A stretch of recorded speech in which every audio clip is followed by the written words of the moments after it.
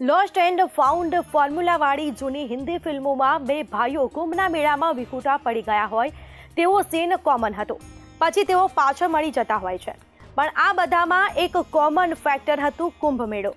કુંભ મેળો દરેક ભારતીયના જીવનનો હિસ્સો છે અને તેમાં જવું તે દરેક ભારતીય માટે આધ્યાત્મિક પ્રવાસ છે.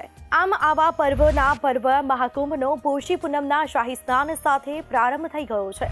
કુંભ મેળાનું આયોજન દર 12 વર્ષે થાય છે. જ્યારે આવા 12 કુંભ મેળા થાય છે ત્યારે એક મહાકુંભ થાય છે અને આમ 144 વર્ષ પછી મહાકુંભનું આયોજન થઈ રહ્યું છે. મહાકુંભ ઉત્તરાયણ એટલે કે 14મી જાન્યુઆરીના રોજ પોષી પૂર્ણિમાના દિવસથી શરૂ થયો છે અને 45 દિવસ એટલે કે 26 ફેબ્રુઆરી મહાશિવરાત્રિના દિવસે તેનું સમાપન થશે. 45 દિવસ સુધી ચાલનારા કુંભમાં રોજના કરોડો શ્રદ્ધાળુઓ એટલે કે 45 દિવસમાં 45 કરોડથી વધુ લોકો પણ મુલાકાત લેશે તેમ માનવામાં આવે છે. જો એક વિક્રમ હશે. જ્યોતિષની ગણતરીઓ મુજબ આ મેળો પોષ પૂર્ણિમાના દિવસે શરૂ થાય છે અને મકર સંક્રાંતિએ તેનો પ્રારંભ થાય છે. જ્યારે સૂર્ય અને ચંદ્ર વૃશ્ચિક રાશિમાં પ્રવેશ કરે છે, ગુરુ મેષ રાશિમાં પ્રવેશ કરે છે. મકર સંક્રાંતિ પર થતા આ યોગને કુંભ સ્નાન યોગ પણ કહેવામાં આવે છે.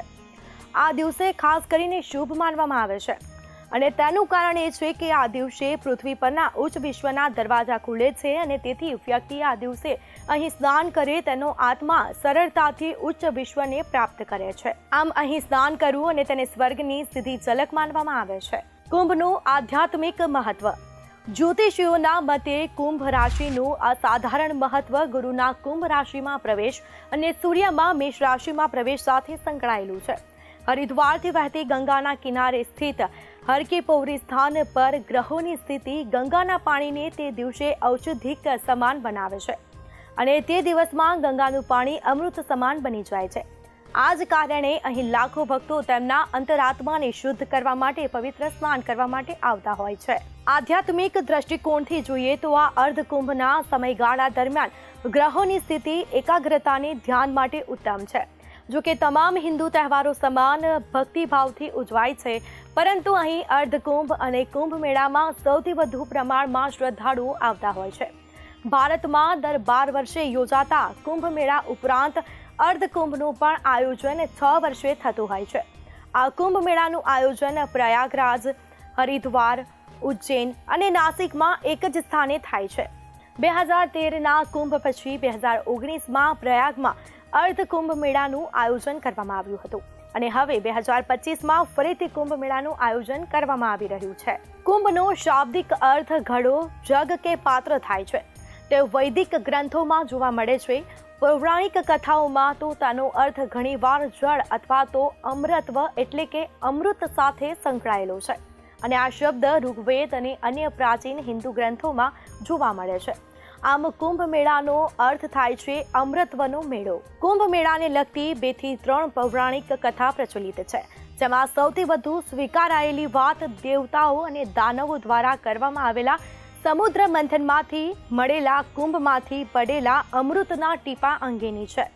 મહર્ષિ દુર્વાસાના શ્રાપના લીધે જ્યારે ઇન્દ્ર અને અન્ય દેવતાઓ નબળા પડી ગયા ત્યારે રાક્ષસોએ દેવતાઓ પર હુમલો કર્યો અને તેમને હરાવ્યા અને તેના પછી બધા દેવતાઓ એકસાથે ભગવાન વિષ્ણુ પાસે ગયા અને તેમની મદદ માંગી હતી. ભગવાન વિષ્ણુએ તેમના રાક્ષસો સાથે મળીને દૂધના સમુદ્રનું મંથન કરીને અમૃત કાઢવાની સલાહ આપી. ભગવાન વિષ્ણુની વાત સાંભળીને દેવતાઓએ રાક્ષસો સાથે સંધિ કરી અને અમૃત મેળવવાનો પ્રયત્ન કરવા લાગ્યા.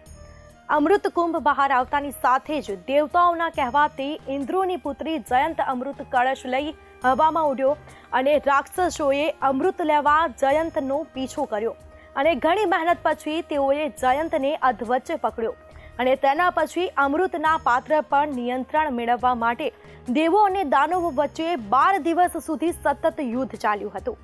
આ યુદ્ધ દરમિયાન પૃથ્વી પર 4 સ્થાનો પ્રયાગ, હરિદ્વાર, ઉજ્જૈન, નાસિક પર કળશમાંથી અમૃતના ટીપા પડ્યા અને તેથી જ આ 4 સ્થળો પર કુંભ અને અર્ધકુંભ તથા મહાકુંભનું આયોજન થાય છે. વિખવાદને શાંત કરવા માટે ભગવાને મોહિનીનું સ્વરૂપ ધારણ કર્યું અને અમૃત વિતરણ કર્યું. અમૃત મેળવવા માટે દેવો અને દાનવો વચ્ચે 12 દિવસ યુદ્ધ ચાલ્યું હતું. દેવતાઓના 12 દિવસ મનુષ્યના 12 વર્ષ સમાન છે અને આથી કુંભ પણ 12 છે.